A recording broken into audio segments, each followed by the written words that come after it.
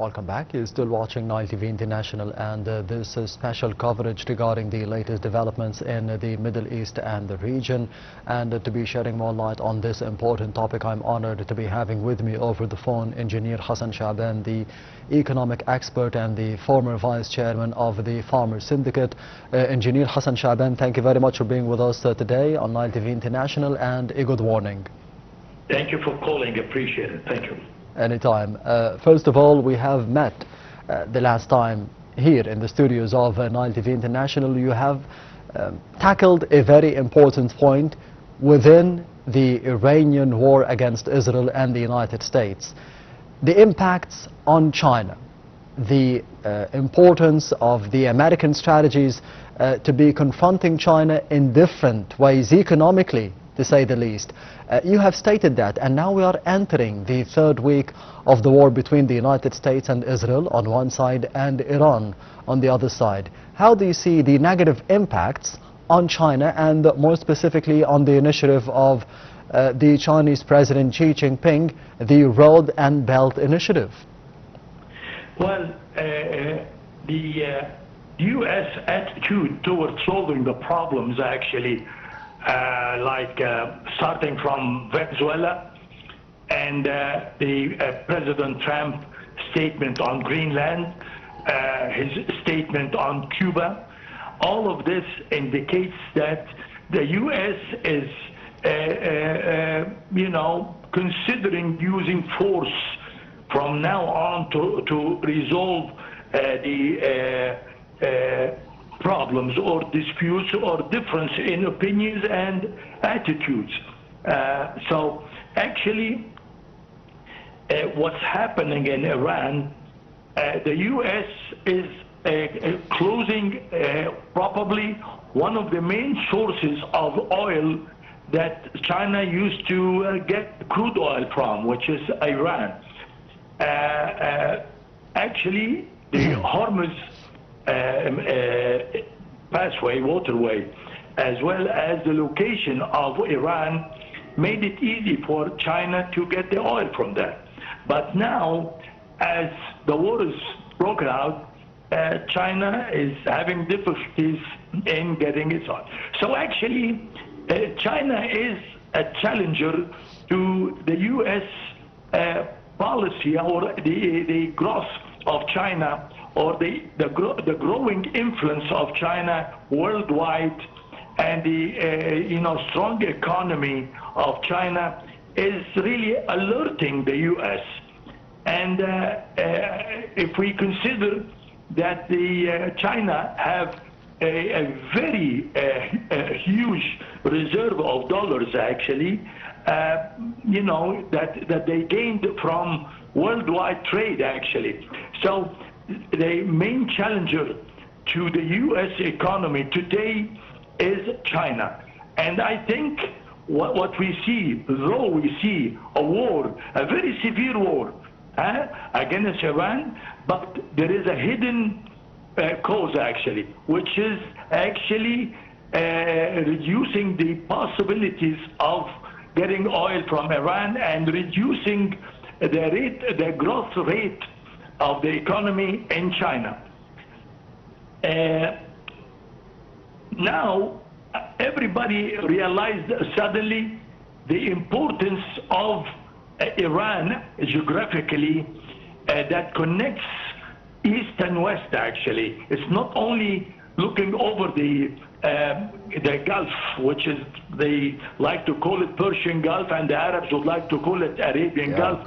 Well, the Gulf, generally speaking, the location of Iran is becoming very, very critical, because actually it leads to Turkey, which is a member in NATO, and it connects Asian countries like Afghanistan, Pakistan, and so forth.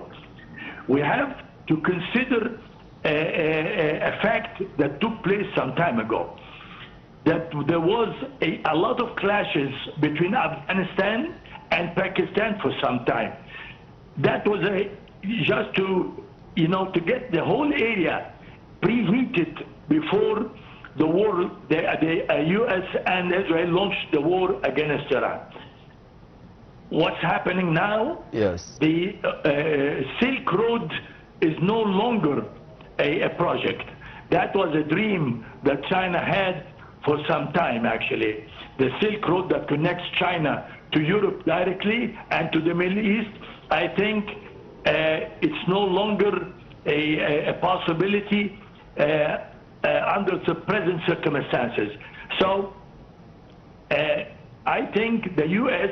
have managed to or succeeded in really closing the source of oil to China, but I think the war in Iran should stop before the parties involved in it loses control, because once one of the three parties involved in this war feel that he's about on the verge of defeat, he might actually take a suicidal reaction, and I think this is not wise. I think at one point somebody would have to say enough is enough. I think this might come from the U.S. administration, actually, because I have the impression that the administration, I mean, I would say it, the army and the U.S. does not really understand why are we fighting Iran. I mean, they question, do we have really a cause that really deserves to launch such a war, a very expensive war. This is a very expensive war, and President Trump is a businessman to start with. He thinks that he will be able to regain a lot of profit from this war after it is over. But again, no guarantee for this, because I think Iran is a different country. They have their own culture, and I think very soon we will see a lot of opposition in the U.S. for this war, actually.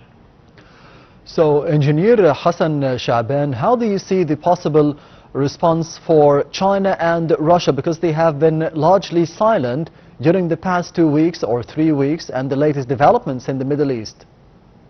Well, I think China and Russia have already signed an agreement some time ago, strategically and military and economically, considering also the BRICS agreement. I think China will depend partially or mainly on the Russian oil and gas. I think they have taken this precaution. Again, if Iran is fighting and surviving till today against the #1 force, military force in the world, as well as Israel, I think this is because I think the hidden support of countries like Russia, especially considering that there is mutual borders between Russia and Iran, actually, their neighbors. Also, China is definitely supporting Iran in its war. Whether, what is the results of this war, just put this aside, but we have to admit that fighting a country like the USA for 2 weeks is something that we should really consider, and I think the administration should consider this, because I think the philosophy of Iran, we're not going to lose more than what we've already lost. So we will continue till the end. And I think Iran is gaining a lot of respect from a lot of countries, actually, just for standing for these huge forces, actually. But again, I think the move should come from the U.S. itself, due to the pressures on the president from internally, I mean. Yes, Engineer Hassan Shabaan, the economic expert and the former vice chairman for the Farmers Syndicate, thank you very much for being with us today on Nile TV International and this special coverage. And this brings us to the end of this coverage from Nile TV International. Thank you for watching and goodbye.